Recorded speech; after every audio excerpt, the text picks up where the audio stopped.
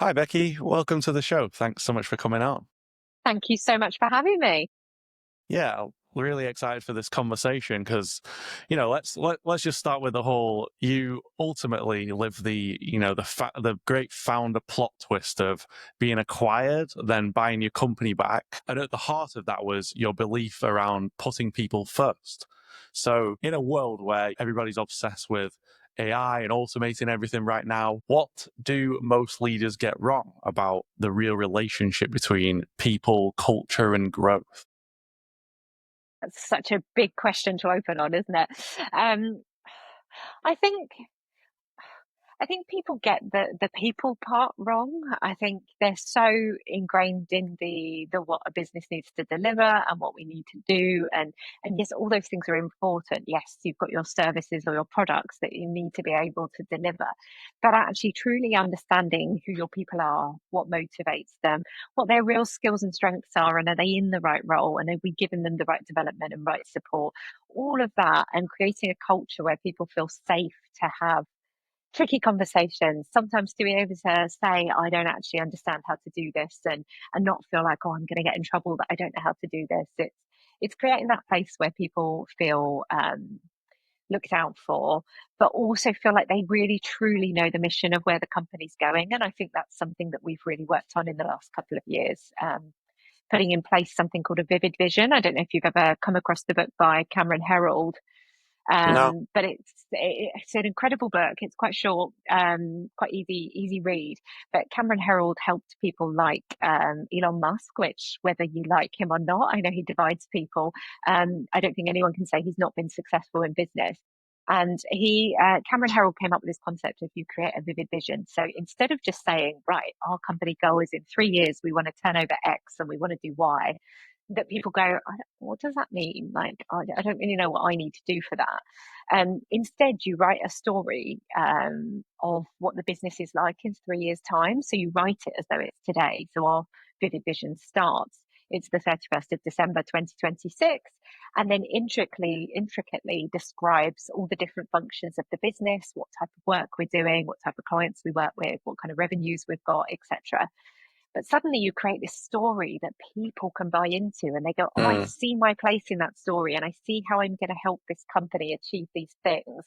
And I see how this company also understands me as a person and understands how they're going to help me achieve these things. And then suddenly you've just got this marriage of people understanding the journey that they're going on together and working together.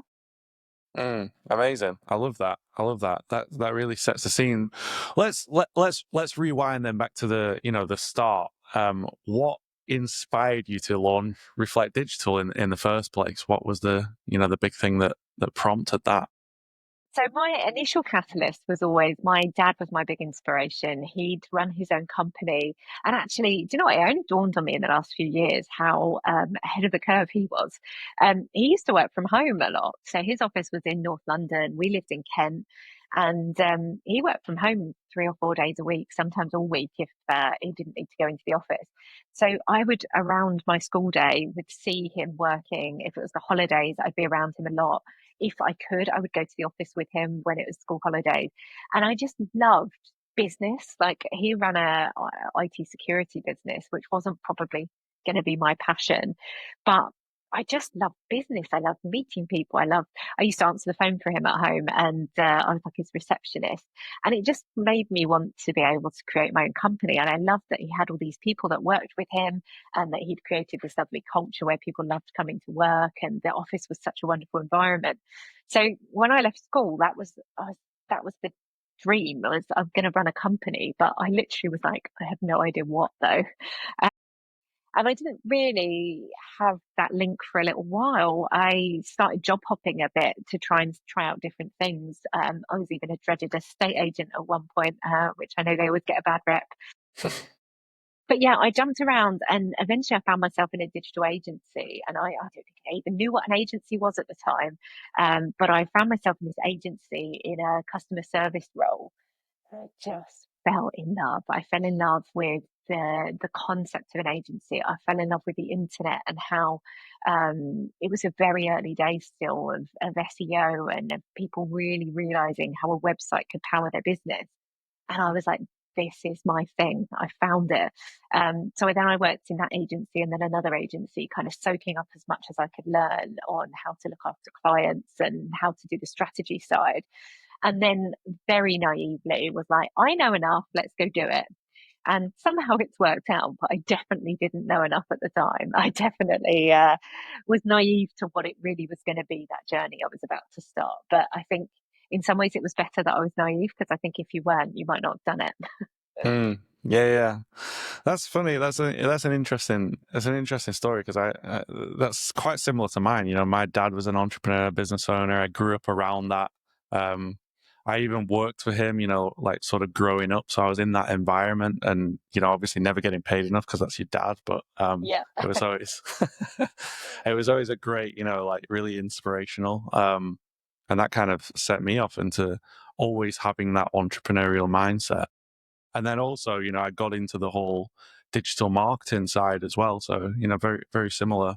So, and it was, you know, that was during the same times that you mentioned, that kind of like as businesses were just going on the internet, creating websites, getting into digital marketing. And it was really exciting times, and it opened up all those opportunities that, yeah, that's how very much similar to how I got my start as well. Love that. Yeah. And it was such an exciting time. And do you know what? I feel like we're going through it again at the moment Mm, with AI. It exactly. feels like we're where we were with the internet, and yet it's Mm, moving much, much quicker, and actually really starting to look at what is it really going to mean for businesses. So I love that. Some people hate change, but I guess to be an entrepreneur means that you have to love change. And I really mm. do. I thrive on the, we have no idea what's coming next and what we're going to do, but we're going to give it a go and go with it and see what happens. Yeah, no, exactly, and I feel the exact same way. Is almost like the version 2.0 of the big transformation that, you Yeah, know, I've known over my sort of lifetime. So yeah, really really exciting opportunities and time. What definitely. what were the early inflection points or hard lessons then? Because you said you kind of, you know, you set out on your own thinking you knew enough to get started, and then you obviously you face all those challenges and setbacks to ultimately learn all the lessons that you need to learn to, you know, grow. But you know, what were some of the biggest ones that happened over that initial journey? So I think initially trying to get someone to believe in you, to buy your services when you don't Mm, have a track record.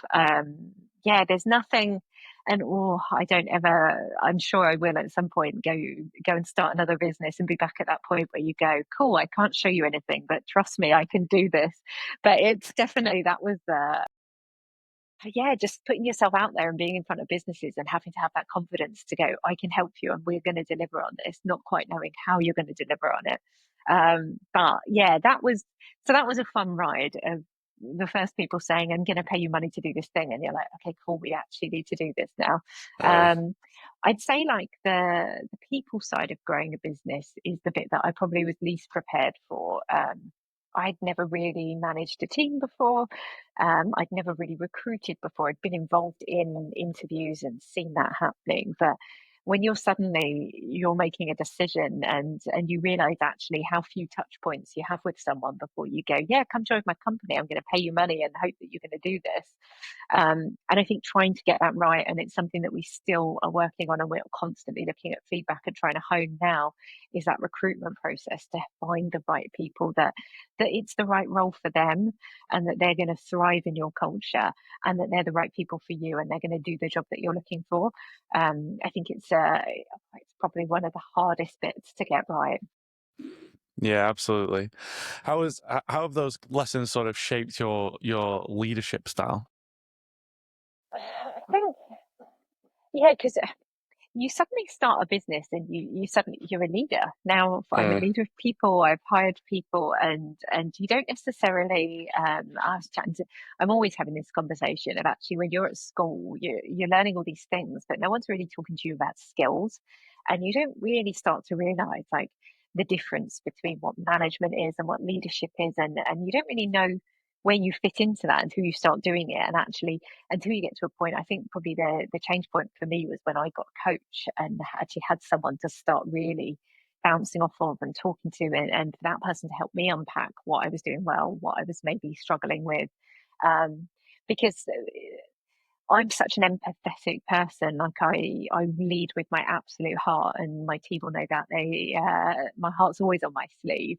But that also makes it really tricky having tough conversations, which need to be had sometimes. And so I think that's been a real point for me, is learning how to be able to do that and how to do it authentically as me. But still to make sure I get the right message across to help people, and to realize that actually hard conversations are hard for a reason, but they're normally the best things come out of them. The person on the other side grows from it, you grow from it, and you work out a way forward together, is ideally what happens. But yeah, it's sometimes a tricky one. And I definitely think that was a big thing for me, was learning how to not just manage all the good stuff, but to be able to handle the not so easy to do bits, and the growth points where the best stuff tends to come from. Yeah. Really, really interesting perspective that, you totally do take on that. It's just a new role and new. There's no sort of, I mean, there's books and stuff and handbooks and playbooks, but it's never really the same as just actually getting the experience of becoming the leader and building a team. And yeah, it's an interesting growth, time of growth. And as the business grows, luckily you're kind of growing with it, but you have these points of growth where maybe you grow quicker, and then suddenly you're like, oh, I'm now a leader of 20 people. What does this look like? What do I need to change about my job role? And all of those things are kind of happening with you on the journey. But it's that I think one of the most important things is being able to step outside of it and look back in and kind of realize what you need to be doing. And having a coach is probably one of the best things that I've ever done. I would say that every leader in a business should have someone that they are working with as a coach, someone that can help them, but also hold them to account and help them drive forward the mission that they're on. Yeah, interesting. What's the so you've got a lot going on, So a previous conversation, you mentioned a whole bunch of things that you're sort of working on and certain different missions that you have and that sort of thing. What's the growth goal that you're most focused on right now? Or I guess it's twofold. So the commercial business side of it is we now have the Human First Collective as our kind of umbrella company that houses Reflect Digital, my original baby, and Lab, which you alluded to at the start, was the business that at one point bought us, and then we bought them. Well, we bought ourselves back out, and then we bought them. So a really interesting story. So there's a commercial side of the kind of agency group of wanting us to continue to grow, and the thing that unites the businesses in that group currently and any future ones that were to join it is putting human behavior at the center of everything we do. So Reflect Digital is a performance marketing agency. We have a behavioral science team that are here to make sure that we can really tap into our customers motivation, and to really use that to help grow their strategy and make sure their strategy is one that's really built for humans and not just a generic strategy where we put stuff out there and hope it's going to work. And the same for Lab on the technical innovation side, using human behavior to fuel tech projects. So there's a goal there around continuing to grow what we're doing and making sure that we're making really meaningful impacts, and that we're proving the impact of this kind of deep understanding of humans, how it makes us better at doing that, especially alongside as you start to pile in AI and all these new technologies and ways that we can work. How do we stay human and make sure we're delivering on that? Um, and then the other passion of mine is helping young people find out about our industry, find out about the amazing roles that exist across digital. So I run a project called Aspiration Digital, where we run conferences for sixth form students to come and hear from people like yourself, people that work across the industry, to find out about all these jobs that I think a lot of people assume they must know about, because young people are so savvy and they're on the internet and they're quicker than you and I probably to do things online now. But they don't know that these amazing jobs exist and sit behind these tools that they use all the time, and therefore they're kind of missing this inspiration point. So I'm on a big mission to kind of grow what we've been doing there. Our most recent event was 1,000 students in the southeast, but I want to run 5 more of those across the country if we can before the end of the year, with similar numbers of students. So Mm. there's a lot of energy going into that at the moment. That's really cool, and that's just through my own sort of observations, it's really true that there is so much opportunity out there that a lot of younger people don't realize. There's this huge sort of gig economy that's growing and like really booming, and there's so many young people that don't see the or realize the opportunity. They're just not aware of it, Yeah, and there's yeah. so much. And if they don't know, how can they be inspired to do it? I think they think it's being an influencer. They know about maybe being a coder, but there's just so many roles that exist, and actually we don't even know the half of the roles that are going to exist in the next 5 to 10 years with how things are going to change. And I think from talking to a lot of young people, there's a lot of people feeling really negative about what they're hearing in the press at the moment of AI is going to take all the jobs. And it's like, no, like it will take some, yes, but actually, I think we're going to end up with much more creative, much more interesting roles than we've ever had before, because we've got a partner in AI that can do some of the more mundane, administrative, kind of detail orientated work that allows us to come out and be creative and be human and use those skills that AI is never going to have. And that's exactly what's happened to my sort of, a lot of my workload personally over the last, you know, 12 months, maybe 2 years now is exactly that, exactly what you just said. It's so much more fun when you're in that creative side and you're not having to do the stuff that's just repetitive because, I've got a guy on my team that automates workflows all the time using AI and it just, you can delegate so much without having to you just level up. You level up your own Yeah. creative ability, so it's a lot of fun at times. Yeah. Tell me more about so that the story that I alluded to at the start, and then you kind of brought it up again, and you said interesting story that the David and Goliath. Tell me Yes. more about that and how that's shaped what everything that you've got Yeah. going on now. So 2019, we we got to know another business that was Lab. They were very well known in the industry at the time, mainly focused on delivering big tech projects, and they had this vision to build a group where human behavior sat at the center of it. And we'd been spending a bit of time with them, getting to know the senior leadership team, and they were sharing this vision. And at some point, it comes to the conversation of, would you like to be a part of this? And I run Reflect day to day with my husband Paul, and we were like, do you know what? This sounds really exciting. We so at that point we were 8 years into building the business. We passed that kind of £1 million mark that always feels like quite a glass ceiling to smash through, and we were growing, but it was a bit slower than I guess we wanted. And we thought, you know what? If you can put yourself alongside another business that's doing really well, we can learn from them. At that point, I didn't have a coach. I hadn't had anyone kind of helping me shape my leadership. I was kind of just following my gut. So you think, well, actually, if we join together forces with someone else that's stronger, been doing this longer than us, lots more experience, like we're going to learn, we're going to grow, we're going to do great things. So we did a deal whereby they bought part of the business. We were still directors. It wasn't like an earn out and get out of the business. It was very much a build and grow. I had a seat on the board of the group so that I would help kind of steer that direction. Um, and it was a really exciting time. And to be fair, it started brilliantly. Within weeks of signing the deal, we'd won some massive clients that we just wouldn't have won previously because they were their clients, and it was just a really easy sale. You should work with our new agency that on the performance side, and that was it. We kind of were in. But if you imagine date wise, this was end of 2019. So then 2020 pandemic hits, and it disrupts the industry so much, especially for the core lab business that was delivering big, large technical projects. That all really halted. I mean, all work halted for a little while, but their work really, really stopped. We ended up having our best year ever because everyone was diverting all of their funds into digital marketing because they realized that was the only way to reach an audience when nobody was leaving their houses. So we then, a couple of years went by, we were growing well, but Lab just never really recovered. There were some other agencies that had been brought into the group doing different things. Us and one of the others were particularly the stronger ones. But the business decided that it wanted to have an investment event that would mean that we could buy other agencies. And they'd kind of, from a senior perspective, had gone off really focused on doing that.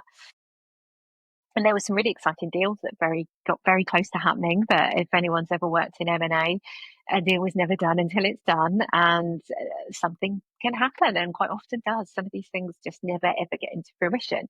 And I think they've taken their eyes off of some of what was happening in the business, so focused, thinking the answer to everything will be this. And when these deals didn't come about and didn't happen, it suddenly becomes quite clear that the business is in a bit of a tricky situation. So we were still doing really well, and then it starts to become apparent that everything else is not so rosy. So we managed to pull ourselves back out, because we were like, this is risk to our business. And to credit to the original lab team, they were like, we don't want to be responsible for that.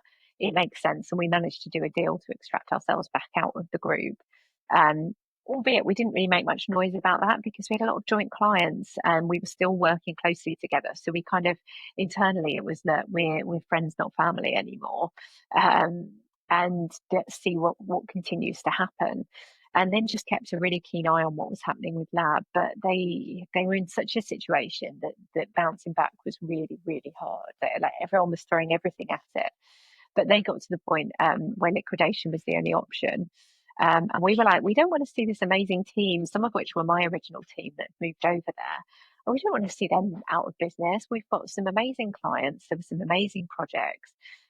So we took the risky decision at the time to Mm, take that team and the clients from liquidation and spin them into a new company, with the hope that we could turn it around. And yeah, we're 18 months down the line. The business is doing really well. It's still a tricky world out there at the moment, I think, for large scale projects. I think it's just been one thing after another, hasn't it, politically and in the mm, news, and people are still nervous about spending money, but the business is in a much, much healthier position than it was. And actually, what we've managed to create under the Human First Collective is a really lovely culture that we didn't manage to create previously. mm. Um, and that's something I'm really proud of, is the way the two businesses are working together and how we've brought two very different teams together. And they still have their own quirks and their own values and ways of doing things, but we have also a really centralized way of how we do things, and a real respect and love for each other in how we bring each other into projects and how we work together. It's brilliant to see, and definitely has been a step change from where we were. Yeah, I love that story. That's amazing. Really cool. What comes up there for me is, like, how do you discern between, as a business owner, you kind of told, and this is something my dad always told me, like, remove emotion from decision making. It's always about what's the benefit of the business. Remove that emotion, and then you sort of intuitively know what the right decision is sometimes, and it's not necessarily the rational, logical. There could be risk involved, but you kind of got this gut feeling as well. So how do you discern those decisions? Like, is that an impossible question to answer? Yeah, it's a tricky one. So I do lead with my heart, as I said at the start. So I know a lot of business people are like, no, take emotion out of it. But Mm, I can't take emotion out of it. But I think one of the things, and it was a decision we made when we called it the Human First Collective. There was a number of reasons, partly because we felt what we were doing was very human first. We were saving these people's jobs, that were incredible people that we believed in, and setting them up for success. But also, everything we do is founded on human behavior. So all of our actions are human first.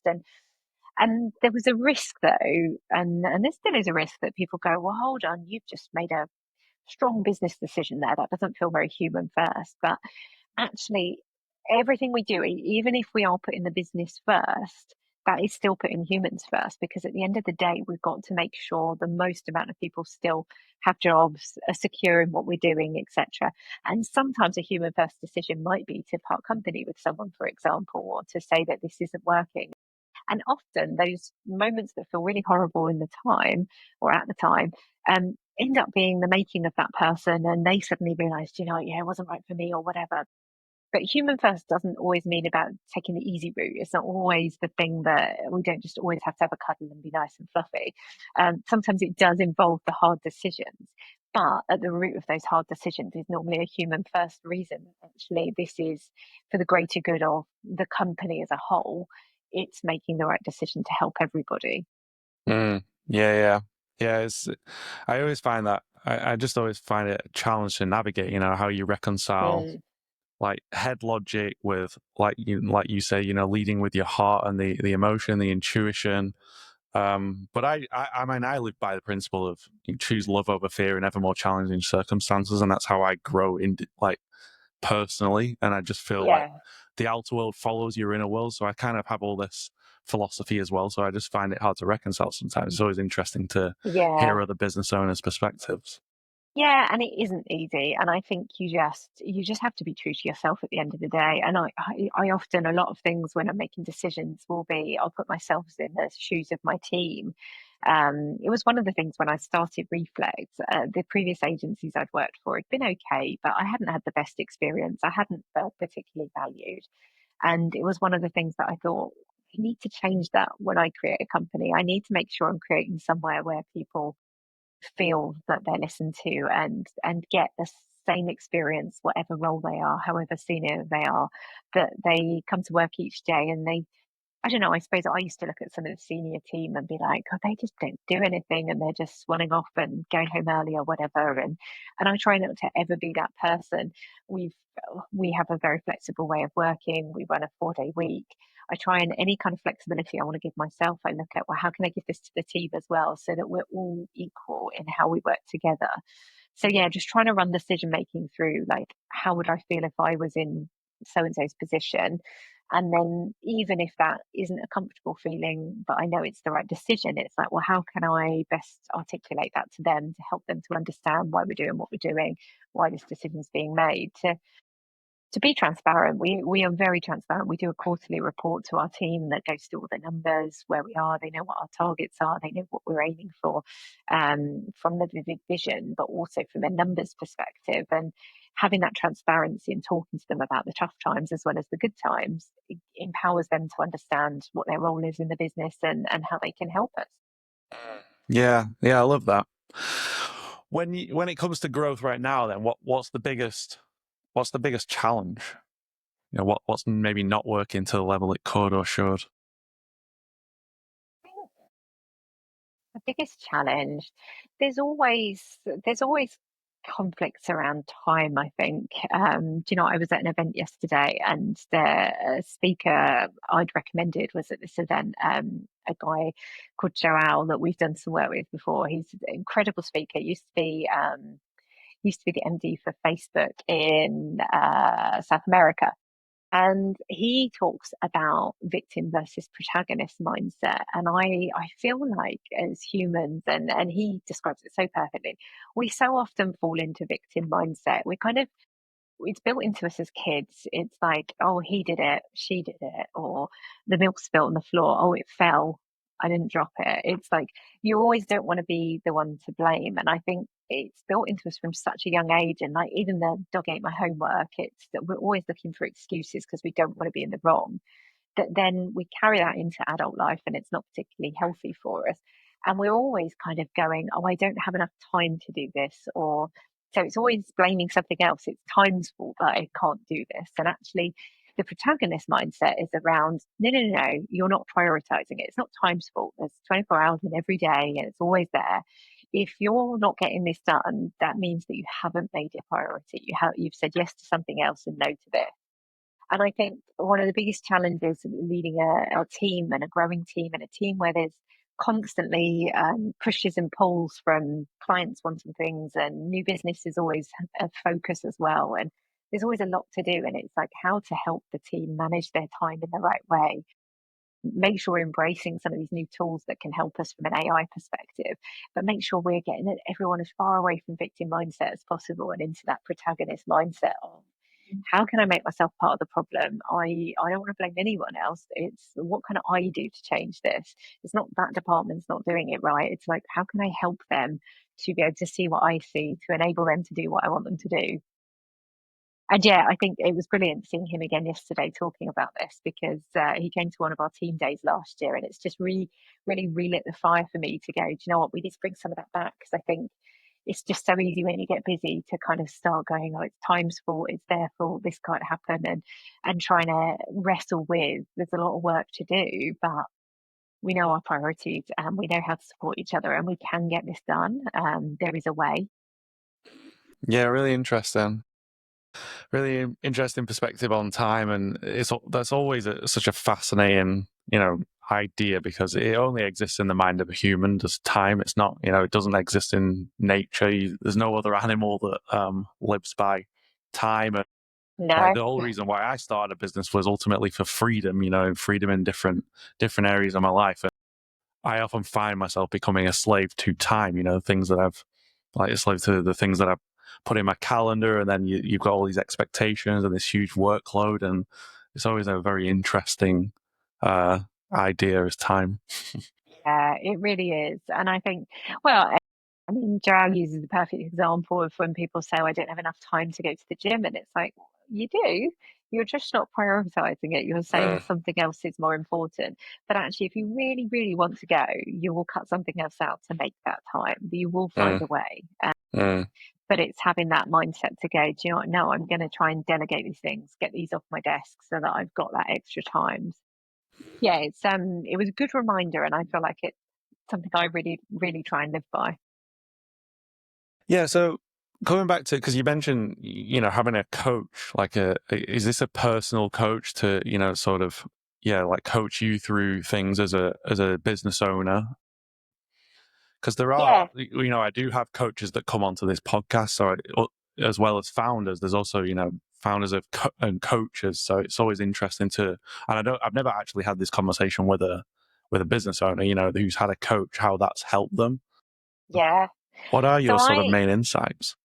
yeah, so I started working with Nikki. So Nikki Gattenby's my coach. She's incredible. If anyone works in the agency world, there's nothing that lady does not know about running an agency. She's also authored a couple of books, and yeah, she's incredible and really gets culture and people, but also business and how do the two coexist in having a brilliant culture but delivering a brilliant business.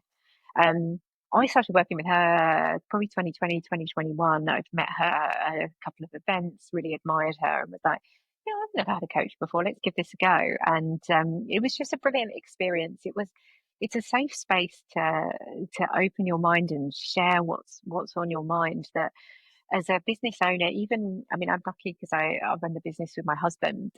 I mean, work is never off the table. We're always talking about work, but you can't always have you can't always get out of the business enough to have that honest conversation that you might need to have with each other, that an outsider can ask you things, normally really innocent questions where they just don't know the context, and you're like, oh, in asking that question you've made me realize I'm looking at this all wrong.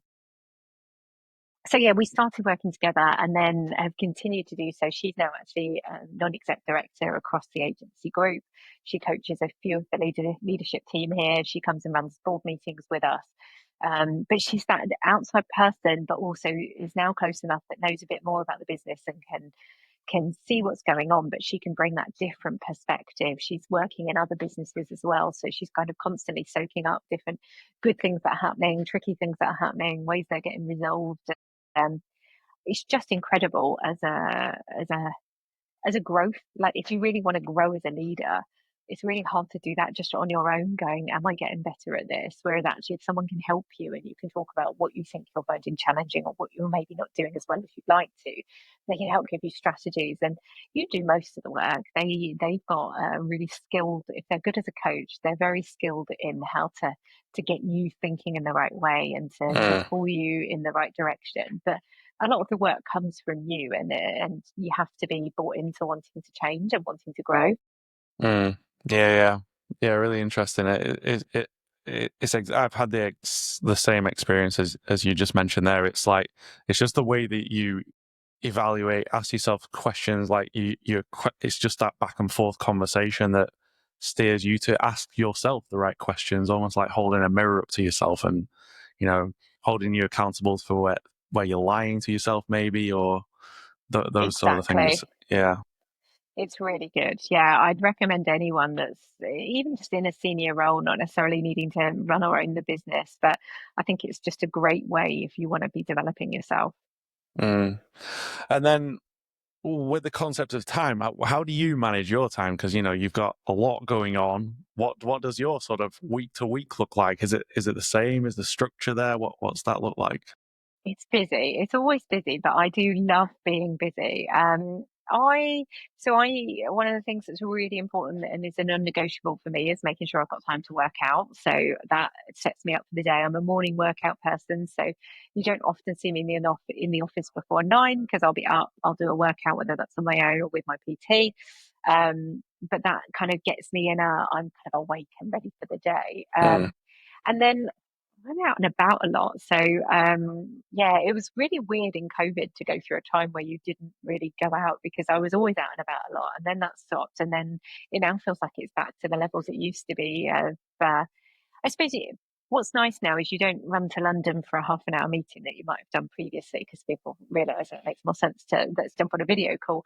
But there are some really good in-person engagements happening again now, whether that be events or getting in front of our customers at the right time to talk about strategy, etc. So yeah, my week is very varied between a little bit of office time and I do prefer coming to the office than working from home. A bit of kind of working with some of the senior team in the business here. We're on a kind of monthly cycle for board meetings and catching up on strategy for where the business is going.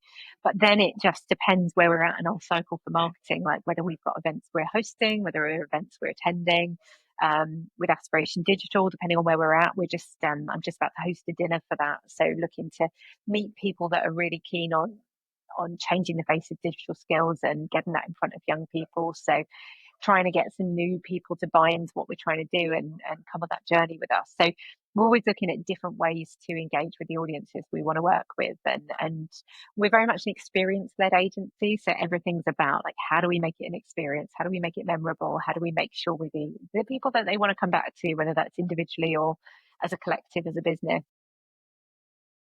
What are some of the ways that have works really well for you? Growing the business when it comes to marketing and sales. What are the big things, the big needle movers that have happened for you? So I think it is having that experience part run through everything we do. So, for example, we have a regular, what you would normally call like a webinar series, but we do them as brunch and learn. So, providing people sign up early enough. So, we always have limited brunch boxes. We will send them a brunch box, which gets delivered the day before they've got their brunch and learn, that is the webinar. And we craft really interesting content, but then they've got this lovely experience of a box that's turned up and they've picked their pancakes or whatever they wanted in their box and handwritten notes. And so that kind of thing, we've got a bit of a fan club. We've got people that regularly come to that. And often when we win a new client, they will suddenly come out in the conversation at some point of, I've been following you guys forever. I've been coming to your events, whether that's virtual ones or we do in-person events. And again, we try and make those an experience. So for the last couple of years, we've been hosting our roundtables at Tower Bridge in London. And what's lovely about that as a venue is part of the experience. One, we're in one of the towers and it's pretty cool view. But as part of the event, we're allowed to take people on a tour. So I now am very good at doing the tour of Tower Bridge. I can tell you all the facts.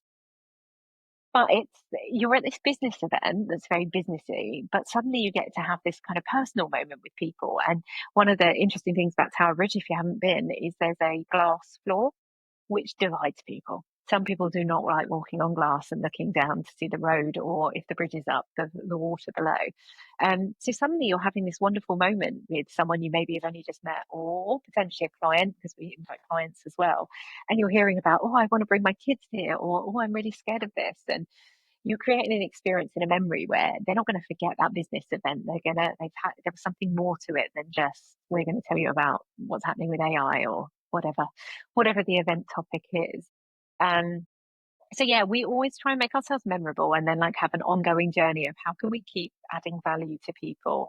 And it's a value exchange. If we keep giving them things that are valuable to them and helping them on their journey as wherever they are as a marketeer, or a business owner, at some point they're going to go, do you know what? I need your services. And that's normally what happens. And then they pop up and it's normally the right time for both of us to work together.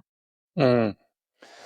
Yeah, I love that. The whole experience is it is kind of the same. It's the same theme as your whole human first approach. It's just you can tell that culture just drives through the whole business from acquiring clients to building the culture for your team. And you also mentioned on our previous conversation about, like, obviously when things went into lockdown and you've got a remote team as well, you kind of had this different way of having even internal meetings, to make them more fun and interactive. Yeah, we've done lots and we've tried lots of different things, and some things have worked and some things haven't. I suppose one of the things that runs through our culture is feedback. Like, we have tried to create a place, and I think new people are always a bit like, can I really give you feedback? Yes, you can. Like, we want feedback from everyone at every point of some things we do will work, some might not work, but we want to hear about that. So yeah, I think the way we run our team meetings now. So I guess at first when we went into COVID and lockdown and everything, we were at home with just your laptop and had to kind of make do. But now we've got a dispersed team that are dotted all across the world, and actually it was team meeting day today. We don't want to just run on our laptop. We want them to feel part of what we're doing. So we have our setup here whereby we run through a live camera. So Chris, who heads up our video team, he's got his different cameras set up. Some of us are here as an audience. We've got microphones so that everyone down the line can hear us and see what's going on. But we have a big screen, I'm looking at it here, set up so that the team that are remote are all on that screen so we can kind of see them. And if they're the main person talking, it becomes out large. And we've tried to make it really interactive that the people, like, it's almost, actually, I've still never watched it from home because I'm always here running the meeting. But Paul, my husband and business partner, was at home for one of the meetings for whatever reason. And he was like, it's incredible to watch from home. It's almost like a live TV studio. Um, but that came out of the fact that we kept getting feedback that people at home were struggling. Like, someone in the room would ask a question and they couldn't hear properly because the microphone on the laptop wasn't working well. And we were like, there must be a better way. There's so much technology out there. Surely we can make this better so that people at home feel as part of the team meeting and feel like they can contribute and they're part of this culture. Just because they don't work in the office every day doesn't mean that they should feel as a like a second class citizen as part of the team meeting. We want everyone to feel as involved as each other, and it's been such a game changer. Like, we have such fun on our team meetings, and I think people really look forward to them and look forward to being a part of it. Uh, yeah, I love that. Love it. Love everything you're saying. Right, like, I really resonate with that whole just building that culture, especially because of the times, how times have changed with that hybrid work approach. Everything's way more remote now, so very interesting insights. Bit of a fun question, but if you could wave a magic wand to solve one business problem today, what would that be? What would that be? Part of it, I'd love like decision making to be quicker with clients at the moment, but I'm sure everyone would say that. But I do think I don't know, it's frustrating sometimes because you can see we've got a solution for a client that's going to really help propel things forward. And every day that they deliberate and don't make the decision because they're kind of worried about what's going on in the world, they're kind of missing the opportunity for good things to happen. And so that, I think, is frustrating. But I think probably most people would say that but it's almost like, how do you enable movement? How do you help people to go and see that yes, it's risky to spend money, but it's always risky to spend money in a good market or a bad market. But I think, yeah, that would be. I feel like there's so many exciting things that we could be doing right now for some businesses out there, but it's just getting them the confidence to go, yeah, the market's right to spend. And it is, I'd say this year's bounce back from last year, but still that confidence and trying to make sure the governments do the right thing to give businesses the confidence. Yeah, and there's that. Yeah, do you think it ultimately does? It stems from that, just the uncertainty in the market and the economy. It's just that heightened uncertainty that has kind of been the case for a little while now. It has been a few years of just up and down, kind of crazy things happening. Yeah, and it's interesting. I was at an event with a client yesterday, and they work particularly in the IT sector. And a big topic that was coming out of all of the different kind of roundtable discussions and presentations they had yesterday was just around the fact that because of everything that's happened, people are so much more risk adverse of thinking, I don't want to be in a long contract. I want ultimate flexibility. Like everyone is looking for flexibility. And yet, normally, if you look at that, it means that the person that you're buying from, if they happen to be super, super flexible, then actually it's more risk on their side. It means that you could cut the contract early, or I don't know, in this example yesterday, they sell hardware devices or lease hardware devices into businesses. So I think the example was a company wanted 15,000 devices, but wanted to also be able to hand them back tomorrow if they needed to. And it's like, it's making it really hard if people can't have concrete contracts that feel robust on their side, then it also, like, it's a knock-on effect for bad decision making and for not feeling confident in being able to make decisions, because everything is kind of teetering on the edge of, oh, but they could ask for that money back, or they could ask us to end that contract. And I think I really resonated with what they were saying yesterday, because I think we're seeing it as well. A lot of people wanting more break clauses in contracts, etc. And it's not because you've done anything wrong, but I think everyone's just going, oh, things have happened that we didn't see coming. Therefore, we want as much flexibility as possible. But ultimately, that does affect the contractual strength that it gives businesses. Yeah. And what, fast forward 12 months, what does success look like for you personally and professionally? Okay. So we'd have run another 4, maybe 5 events for Aspiration Digital and inspired another 5,000 students. That's one big dream there. I think in Reflect, we would have seen, we're looking at between kind of 10-15% growth this year is the target. So I think we'd be there. We've got some really interesting clients we're talking with at the moment, and I think seeing some of these projects come through and being able to really help them deliver on their goals, there's going to be some amazing case studies that come off the back of that. And the same for Lab. I think Lab's still in that kind of regrowth position of getting back into the company that it was at one stage, and I think next year is going to be the year of them feeling a lot more robust and being able to really focus on growth in the future. So I think work, like, it's just all going to be guns blazing, and maybe even looking at acquisitions. So for someone else to come into the Human First Collective, we've kind of said we're not ready to do that immediately. We want to make sure what we're doing is right and that we've got the right environment to welcome another business in. But it's definitely on the radar that we would like to look at other agencies or businesses that fit into that human first mindset coming into the group. And then personally, I think just I love balancing work with having lovely holidays. We were talking about it earlier, just come back from a holiday. So just making sure that I've still got that good balance happening. And balance for me isn't always about work life. It's about making sure I'm doing the right things that I love doing. So actually, Aspiration Digital doesn't feel like work. Well, no work feels like work to me, but in particular, that's like such a passion project. It feels like a personal mission as much as a business one.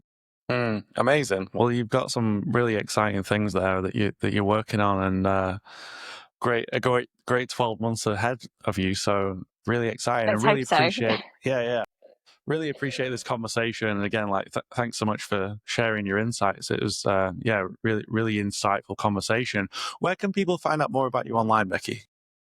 So LinkedIn is where you'll definitely find me, often posting on there. So Becky Simms on LinkedIn, or if you want to find out more about Human First Collective, it's humanfirstcollective.com or reflectdigital.co.uk or lab.co.uk.